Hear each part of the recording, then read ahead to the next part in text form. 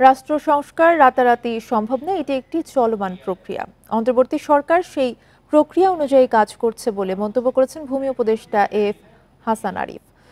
সোমবার বিকেলে যশোরে জেলা প্রশাসকের কার্যালয়ে মতবিনিময়ের সভায় তিনি এসব কথা বলেন। এ সময় তিনি আরও বলেন, অন্তর্বর্তী সরকার রাজনৈতিক দলগুলোর সঙ্গে সংস্কারের বিষয়ে সংলাপ চালিয়ে যাচ্ছে। বেশ কিছু বিষয়ে অগ্রগতিও হয়েছে, দ্রুতই সাধারণ মানুষের কাছে সেগুলো দৃশ্যমান হবে বলেও মন্তব্য করেন তিনি।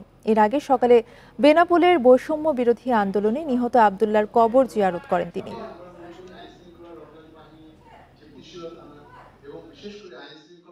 তাহলে আপনার কোনো কিছুতেই শান্তি হবে না এবং শুভ বাজারের কথা যেরকম সেটা আছে মানুষ তো নারী শাসনের।